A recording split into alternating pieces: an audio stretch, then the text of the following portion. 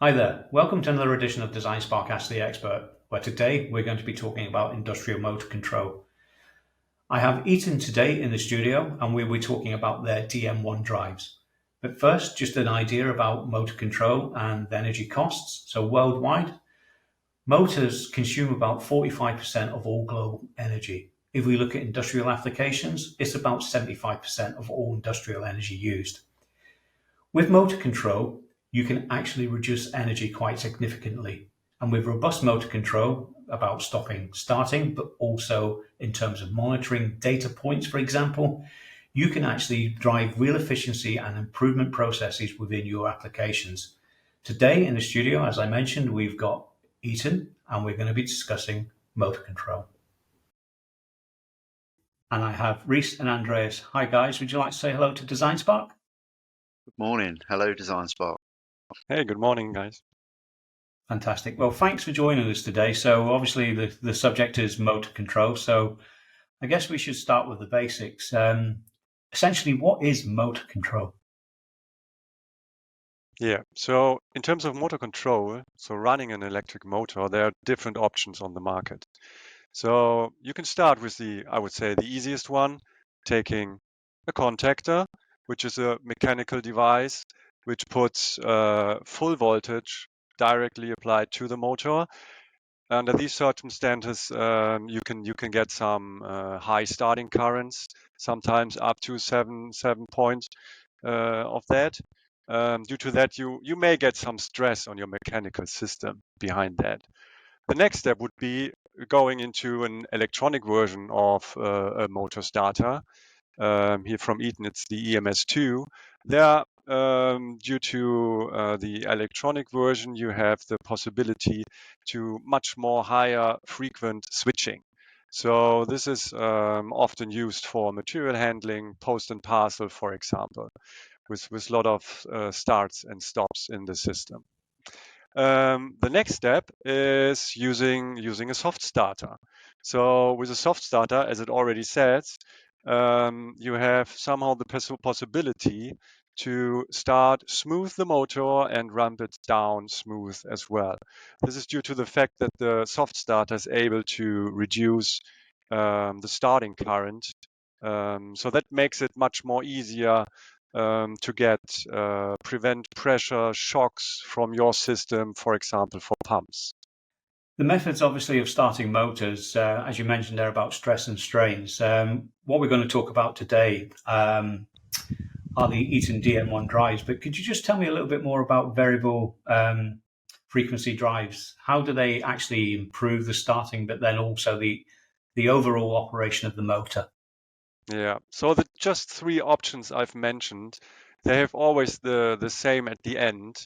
When the motor runs up, it operates with full speed. So now taking a drive into consideration, or a variable frequency drive, this one has a much more advanced starting point. So you can also control the torque during the starting process, but as well you can have a smooth start, and afterwards really apply the right speed to the motor the application demands. So because if you have some liquids, gases or whatever, often you do not need them with a full speed motor. So you need to control your duty cycles. If you use one of the first options, you need to have some mechanical valves, throttles into the system, which are not always the best energy option, as you get some heat dissipation and energy losses in these systems. So with the drive, you can always act on what kind of speed the motor and what kind of flow your liquid, for example, needs to have. Okay. So one of the things, obviously, with Eaton is if we were looking at cabinet design, a lot of your products find themselves in control cabinets. I don't think there isn't a control cabinet that I've looked in that I haven't seen one of your products. But I'm just interested on the compact design of the DM1 drives for space saving and control panels. So for like panel builders and installers, space can be a premium. So do you just want to talk a little bit about the compactness of the DM1's design? Yeah, sure. Like to do that. So there are at least three main points to mention. So if you look to a DM1 drive, this is the frame size one, really compact design, and you have a depth of less than 200 millimeters. And this is constantly over all four frame sizes, so up to 22 kilowatt. So you can really use small panels with a small depth and install the device. The next topic is temperature, because in the panel, okay, there are a lot of components. Heat is getting up. The DM1 variable frequency drive from Eaton has a capability to run without any derating up to 50 degrees Celsius. So no further need of any additional fan or air cooling inside the panel. But as well the other way around. So if you're going down, maybe having an outdoor application or an application in a cold storage, the DM1 can go down to minus 30 degrees as well. So this is due to the fact that we put in a voltage and a low frequency, and with that we are able to heat up the IGBTs inside the DM1, and so heat up the device so that it can start smoothly. And this also helps our customers not to get any cost-effective heating solutions inside the panel. The last point is what we are already carrying all on board on features. So we are having an EMC filter with a category C2 already embedded into the product. So this is applicable for all these EMC standards. So you do not need to have any additional components on the one hand side in the panel, and you do not have additional wiring what you need to do in the panel. So at least these are the main three topics in terms of saving cabinet size, saving costs of cooling and heating equipment in the panel, and as well saving costs in terms of additional components and wiring. Yeah, and I think those 3 points that you mentioned, panel builders, they will be, relevant to those guys. They will know of that, in terms of cabinet design. Heating and cooling is obviously needing to be taken into consideration. So not only saving on the compact frame size, but also the additional need for space for heating and cooling applications. And then also, for EMC in overall panel design, you've already got that considered when you select the drive. So that really is, three great benefits that you mentioned there, Andreas. The other thing which springs to mind for me with variable frequency drives is actually the programming and commissioning and setup. I've over the years used a few. Some are intuitive. The interface and the programming seem to work pretty well, but others can be a little bit more taxing on the brain and take a longer time maybe to program and bring into operation. So I'm just wondering about the DM1 drive. What can you tell me about the commissioning and the setup time for this?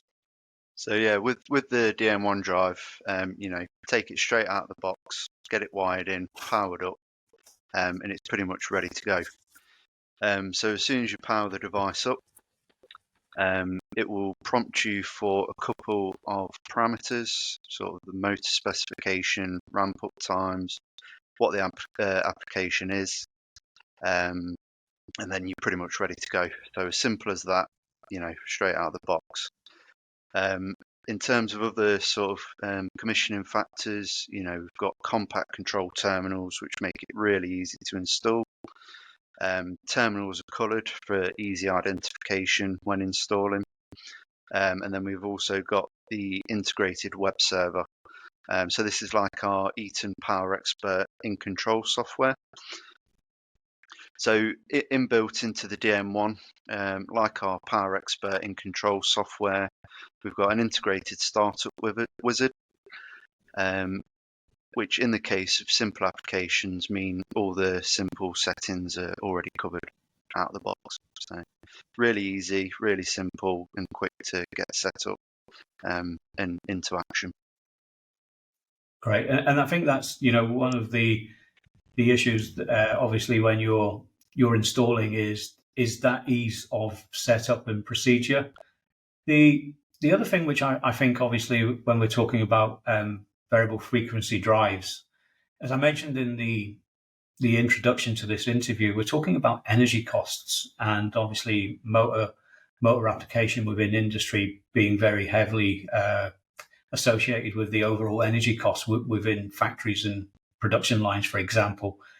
So these can be a burden, obviously, in actually adding money to that bottom line. So how is it that the DM1 drive will help to provide energy efficiency reductions and give that user both a lower cost of ownership, if you like? So the DM1 is built up and around energy efficiency. So built into the DM1 is a active energy control function, which minimizes energy losses. So we do this through a patented process that dynamically adjusts the variable frequency curve, which optimizes the efficiency. So compared to other out-of-the-box solutions, we estimate savings of 2 to 10% of energy. So it's a brilliant piece of kit for energy saving. We also have the Eaton energy cost calculator. Mm-hmm. So with this, really wanting to push everyone out there just to have a look. If you are using, a basic motor control system, direct online contactors, have a look at the calculator. It asks you for a couple bits of information about your application, your current energy costs, how long your motor's running for each day, how many days a week, how many weeks a year. Once you put all this information in, it will spit out how much energy you use in a year, how much that's costing, and then also the CO2 that you're using. Right. So alongside this, it will then show you how much of each of those you're going to save by using a variable frequency drive. So it will show you the cost savings, energy savings, and CO2 emission reduction as well. And it will do this, simple figures as well as some visualization in the form of graphs and charts. So, in terms of, gaining CapEx to improve your system and upgrade, this is a brilliant bit of software. And I do recommend everyone take a look at it to get an idea, the savings you can make by using a variable frequency drive. Yeah. In addition, I would add, specifically for the DM1, so everybody's talking about the control of a motor, but there are also different motors in the market, and everybody's talking about high efficient motors. Mm-hmm. There are different IE classes, for example, IE5 with permanent magnet motors, which you can see more often in air conditioning cooling applications. And the DM1 is ready out of the box to control these high efficient motors. So in a complete system, it contributes very, very much to energy saving. As well was to mention that all our Eaton drives are fulfilling the highest efficiency class, IE2, for variable frequency drives. So huge contribution to energy saving. Yeah. And I think you're absolutely right, Andres. When you take those factors into consideration, and obviously back to your point, Reese, about the actual cost, is the savings that can be made are really, really vast. We're not talking about a couple of pounds here or there. We're talking, lots of money in terms of, reducing those costs, but also the added benefit. A lot of companies as well are monitoring their effect on the environment. So the reduction in CO2 within that calculator as well is something which is very, very timely. The other thing I want to talk about is when I see the use of variable frequency drives and motor control. You mentioned soft starting earlier. It's the features within that kind of starting setup that help to expand the lifespan, not just of the motor, as you mentioned there, Andres, but also the connected equipment through less strain and strains. So I'm just wondering, could you tell us a little bit more about the DM1's drive, its protection, its features, and how it actually does help to expand the lifespan of connected equipment. So off the bat, variable frequency drives reduce the stresses and strains when starting motors up. So removing those stresses and strains, you're going to prolong the life and reduce the maintenance requirement of your equipment. We also have inbuilt short circuit protection in the DM1. So the DM1 is the first inverter variable frequency drive fulfilling the new IEC 61800-5-1 regulation, and it does this without external additional components. So when implementing our Eaton Busman fuses, the drive is protected up to short circuit fault currents of up to 100 kA. So that's brilliant to have. We've also got motor protection function built in to the DM1. This monitors the motor temperature to protect it from overloads. So just one parameter which is built in, it's able to protect set protection levels from class 5 all the way up to high protection classes of class 40.